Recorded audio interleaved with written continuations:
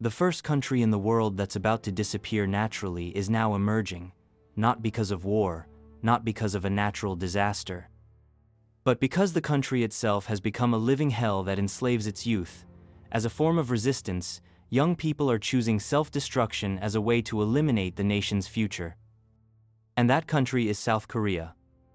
According to data from February 2025, South Korea's fertility rate in 2024 dropped to 0.75, the lowest in the world. What does a 0.75 fertility rate mean? It means the average South Korean couple will have only 0.75 children in their lifetime. In other words, 50 couples will have just 37 children. By the third generation, only 14 remain.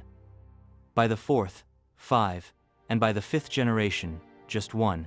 In about 100 years, the country's population will shrink to just 1% of what it is today. That's the real horror behind this number.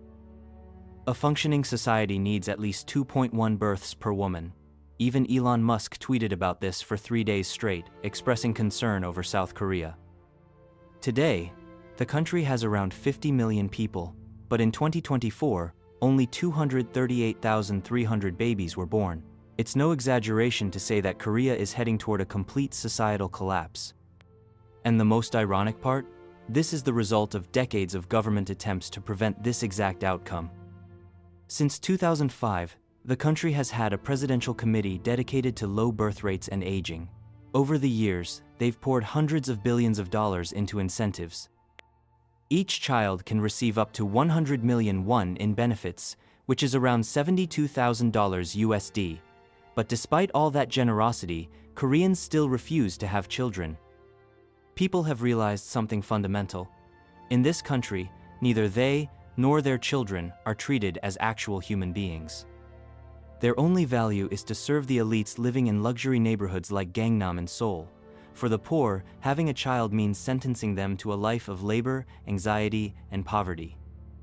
That's why not having children has become an act of compassion. These cash incentives are nothing but bait.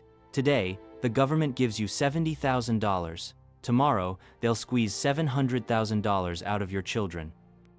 And if you've watched Korean films, you've probably noticed something: they always revolve around suffering, inequality, and despair. Parasite, Squid Game, all global hits. Because reality is too suffocating, and movies are the only escape. Economically, South Korea is controlled by chaebols, massive family-run conglomerates. The top 10 chaebols generate over 80% of the country's GDP, but only hire 5% of the population. That means 5% of people hold most of the wealth, while the other 95% fight over the scraps. To escape this system, there are only two ways: join the government and serve the chaebols, or get hired by one of them. And the only way to do that is by graduating from one of the elite SKY universities, Seoul National, Korea University, or Yonsei. But out of the 500,000 students who take the college entrance exam every year, only 2% get in.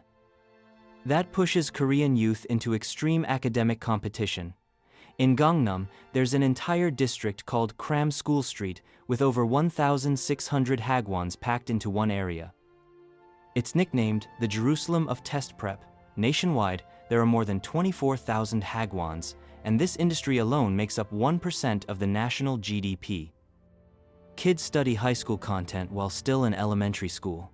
Studying 16 hours a day has become the norm, and parents spend up to 1/3 of their household income on private education. Back in 2013, raising a child to age 18 already cost an average of $230,000, double the cost in Japan or the US. And it doesn't stop there. Every Korean male is still required to serve in the military. The country maintains over 600,000 active soldiers and more than 3 million in reserves. On paper, South Korea's income doesn't seem so bad. In 2022, the national income per capita reached 42 million won, about $31,000 USD, or $2,600 per month. But housing prices are out of control. Over the past 5 years, real estate prices in Korea have nearly doubled. The average apartment in Seoul now costs around $700,000 USD. And here's the thing. In the US, you can leave cities like New York or LA, and still find something affordable. But in Korea, 1/3 of the population is stuck in the Seoul metro area. There's nowhere else to go. This creates massive inequality. In 2022, the wealthiest households in Korea had 64 times more assets than the poorest. There are more than 100,000 millionaires in Korea, twice as many as in Dubai. Most of them live in Gangnam. So how does a country with limited resources and a fragile economy have so many rich people? By extracting wealth from the lower classes, directly or indirectly. Even those who manage to buy a home become mortgage slaves, struggling with debt for decades. To survive, Koreans have become some of the most overworked people on the planet. In 2022, they worked an average of 1,901 hours, nearly double the hours in Germany. Gender tension makes it worse. You might remember the scandal where Korean men lost their minds over a simple hand gesture. Radical feminism in Korea promotes hatred toward all men, even fathers and sons. They launched the 4 No's movement: no dating, no relationships, no marriage, no children. In response, many men abandoned all sense of responsibility. They detached completely, no commitment, no future. With all this happening, people not only refuse to have kids, many don't even want to live anymore. South Korea has topped global suicide rankings for years. In 2023, about 40 people per day died by suicide. More than 10,000 were men, more than twice the number of women. The core reason: economic despair. And if we look back at history, the pattern is clear. When economies collapse, people stop having children.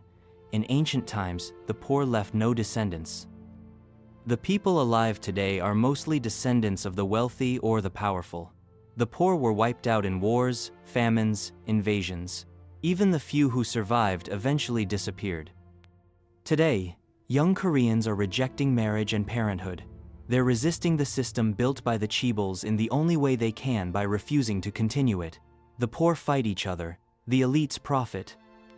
And unless the root of the problem is addressed, South Korea's 0.75 fertility rate will lead the country straight into extinction within 5 generations.